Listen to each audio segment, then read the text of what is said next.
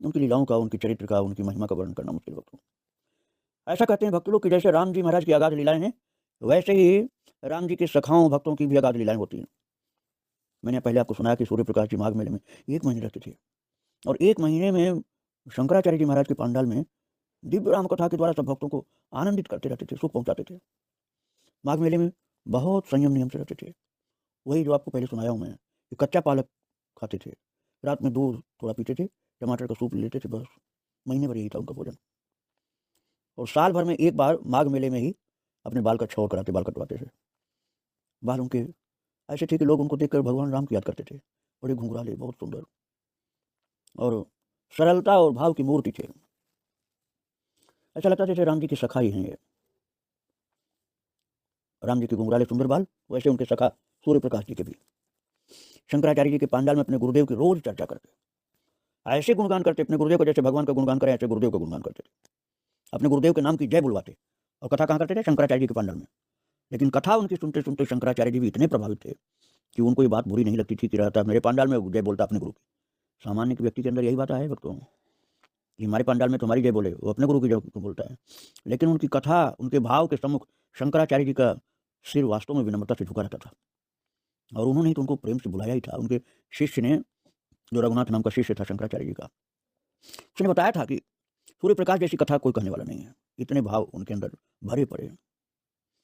गुरुदेव भगवान की शरण में सूर्य प्रकाश जी जैसी सेवा करते थे उनकी, गुरु जी की, उससे गुरुदेव महाराज उनके ऊपर रीझे रहते थे कि ऐसा भाव गुरु के प्रति देखने को नहीं मिलता है। अद्भुत भाव था, भगवान के लिए भी, गुरु के लिए भी। और इतना ऊंचा भाव होने पर भी आपको आश्चर्य होगा, अब जो मैं आपको सुनाने जा रहा हूँ, कि उन्होंने अपने भाव की पराकाष्ठा में होने के कारण आपको बहुत आश्चर्य होगा कि गुरु की आज्ञा का उल्लंघन किया। आप कहेंगे ये कौन सा भाव कि गुरु की आज्ञा का उल्लंघन किया? लेकिन जब आप सुनेंगे तब समझ में आएगा। उन दिनों श्री शंकराचार्य जी के पद पर स्वामी शांतानंद जी महाराज, जिनका नाम हम पहले सुना चुके हैं, करपात्री जी के गुरु भाई, वो विराजमान थे। उन्होंने सूर्य प्रकाश जी से कहा कि एक बार अपने गुरुदेव भगवान को आप ले आइए हमारे पंडाल में। तो सूर्य प्रकाश जी ने अपने गुरुदेव से, इनको सरकार सरकार लोग कहते थे, निवेदन किया कि सरकार स्वामी शांतानंद जी चाहते हैं कि आप उनके आश्रम में एक बार दर्शन दें सबको। तो सरकार अर्थात गुरुदेव ने कहा कि भैया हमने क्या रखा है, देखते नहीं हूँ, मैं बीमार रहता हूँ, मुझ में कोई गुण नहीं, मुझ में दर्शन की कौन सी ऐसी क्षमता जो मुझे दर्शन देने के लिए चलना उचित लगता है आपको? मैं क्या दर्शन दूंगा, मैं तो बिल्कुल साधारण हूँ, वो भी बीमार रहता हूँ। तो सूर्य प्रकाश जी ने जाकर के जब कहा शंकराचार्य जी से कि महाराज वो नहीं आना चाहते बिल्कुल, तो शांतानंद जी ने फिर से निवेदन किया। अंत में शांतानंद जी ने कहा कि क्या सरकार मुझको इस योग्य नहीं मानते हैं कि मुझे दर्शन दें? तब सरकार अर्थात गुरुदेव तैयार हो गए, लेकिन 5 शर्तें उन्होंने रखी और वो शर्तों की बात भी अद्भुत थी, जो कोई रखेगा नहीं जल्दी। उन्होंने सब गुरु भाइयों के सामने, सूर्य प्रकाश के गुरु भाइयों के सामने कहा कि पहली शर्त ये है कि वो अपनी गाड़ी नहीं भेजेंगे, दूसरी शर्त ये है कि हमारे लिए विशेष आसन नहीं होगा, तीसरी शर्त ये है कि मैं बोलूँगा नहीं, चौथी शर्त ये है कि सम्मान के लिए कोई व्यवस्था मेरे लिए नहीं होगी, पाँचवीं शर्त ये है कि हमारा कोई प्रचार प्रसार नहीं किया जाएगा। और सूर्य प्रकाश जी ने कहा ठीक है सरकार, जैसी आपकी आज्ञा होगी हम लोग वैसा ही करेंगे। तो आकर के शंकराचार्य शांतानंद जी के सम्मुख सारी बातें उन्होंने सुना दी। तो सूर्य प्रकाश जी ने शंकराचार्य श्री शांतानंद जी से सब निवेदन कर दिया कि हमारे गुरुदेव जी महाराज ये 5 शर्त के साथ आ सकते हैं। तो सूर्य प्रकाश जी ने राम कथा के बाद, सरकार अब ये जो शांतानंद जी थे बोले कि ठीक है, जैसी उनकी इच्छा है वैसे ही हम लोग करेंगे। लेकिन जब कथा उन्होंने किया अपनी, सूर्य प्रकाश जी ने राम कथा की, तो सरकार का इतने विस्तृत रूप से प्रचार प्रसार किया कि जिसकी कोई सीमा नहीं। तो गुरु भाइयों ने जा करके सरकार से शिकायत कर दी कि सरकार, आप जिन पंडित सूर्य प्रकाश को इतना प्राण के समान मानते हैं, उन्होंने आपके रोकने पर भी आपका प्रचार प्रसार कर दिया। अब सरकार बहुत बिगड़ गए, अर्थात गुरुदेव महाराज हुए, और इतने बिगड़ गए कि सूर्य प्रकाश जी के सामने आते कहे कि तुमने मेरी आज्ञा का उल्लंघन कर दिया। सूर्य प्रकाश जी डर गए कि मैंने कौन सी आज्ञा का उल्लंघन कर दिया। सरकार ने कहा मैंने प्रचार के लिए रोका था, क्यों प्रचार किया मेरा? तो पंडित श्री सूर्य प्रकाश जी बोले, सरकार गुरुदेव गलती हो गई। सरकार ने कहा कि इसका अर्थ जानते हो क्या होगा? गुरु का आज्ञा उल्लंघन करने का क्या अर्थ होता है जानते हो? नरक। और सूर्य प्रकाश जी रोने लगे, बोले सरकार अगर मैं नरक में चला जाऊंगा और तमाम संसार के जीव आकर के मेरे गुरुदेव भगवान का दर्शन कर लेंगे तो वे सब भगवान के धाम में जाएंगे, एक अकेले मैं ही तो नरक में जाऊंगा, लेकिन मेरे बदले तो कई जीव भगवत धाम प्राप्त कर लेंगे, इसलिए मुझे ये दंड स्वीकार है। तब गुरुदेव सरकार जी उठे और सूर्य प्रकाश जी को हृदय से लगा लिया और गुरुदेव भगवान ने कथा सुनाई सूर्य प्रकाश जी को। उन्होंने बताया कि स्वामी रामानुजाचार्य जी को जब उनके गुरुदेव ने मंत्र दिया था तो उन्हें रोका था कि इस मंत्र को किसी को बताना मत। तो रामानुजाचार्य जी ने पूछा कि इसको बताने से क्या होगा गुरुदेव? बोले कि यदि इसको बताओगे तो जो इसे सुनेगा वो भगवान के धाम में चला जाएगा। तो महाराज रात में रामानुजाचार्य जी ने मंदिर में ऊपर खड़े होकर के कहा कि संसार के लोगों सुनो, ये मंत्र ऐसा है कि जो भी इसे सुनेगा उसका कल्याण हो जाएगा, भगवत धाम को प्राप्त करेगा। तो महाराज 75 लोगों ने सुना मंत्र, ऊपर चढ़ करके जो कान में बताने की चीज़ थी उसको मंदिर पर चढ़कर जोर से चिल्लाकर सुनाया था। 75 लोगों ने सुना रामानुजाचार्य जी के मुख से उच्चरित मंत्र को, और वो 75 लोग भगवत धाम के अधिकारी हो गए। तो गुरुदेव ने जब इस बात को सुना तो रामानुजाचार्य को बहुत डांट लगाई, बोले नरक मिलेगा तुझको, मेरी आज्ञा का उल्लंघन किया। तो ये तो लक्ष्मण जी के अंशावतार थे रामानुजाचार्य जी। तो इन्होंने कहा अपने गुरुदेव से कि मैं एक नरक जाऊंगा, लेकिन बाकी सब तो भगवान के धाम में जाएंगे गुरुदेव, मुझको आप नरक में भेज दीजिए, लेकिन इतने लोग भगवत धाम को प्राप्त करेंगे, इसलिए मुझे कोई कष्ट नहीं है। और इनका विशाल भाव देख करके गुरुदेव ने उनके हृदय से लगा लिया। इसी प्रकार से सूर्य प्रकाश जी का भाव विशाल देख करके सरकार अर्थात गुरुदेव ने गले से लगा लिया। इसके बाद सूर्य प्रकाश जी ने भी प्रचार और किया, और जो जो रोक लगाई थी गुरु जी ने उस सब सारी आज्ञा का उल्लंघन कर दिया। गद्दा रजाई वगैरह लाए थे वो सब जाकर के शंकराचार्य जी के पंडाल में ऊंचे आसन पर लगा दिया। गाड़ी भी शंकराचार्य जी से मंगवा लिया। जितनी भी सरकार ने शर्त रखी थी, आज्ञा दी थी, सबका उल्लंघन कर दिया।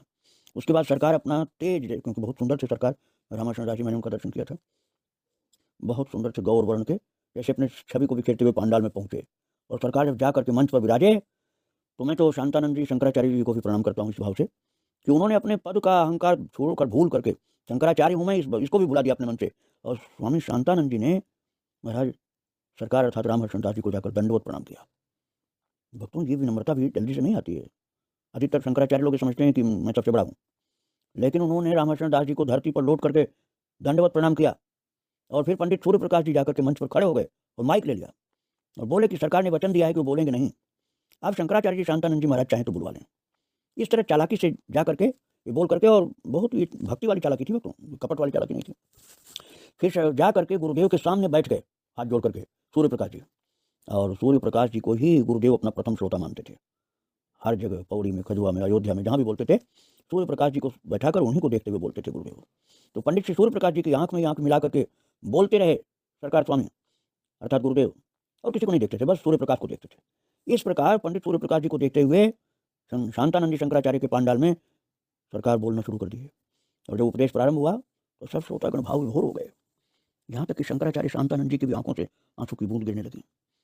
शांतानंद जी को सूर्य प्रकाश जी ने सख्य रस प्रदान किया अपने गुरु के माध्यम से और अपनी मंगलमयी भाव भरी कथाओं के माध्यम से। शंकराचार्य जी की 3 पीढ़ी जो अद्वैत वेदांत निर्गुण निराकार के रस में डूबे हुए थे, उनको श्री सूर्य प्रकाश जी महाराज ने अपना उपदेश अर्थात राम कथा सुना सुना करके राम जी का सखा बना दिया।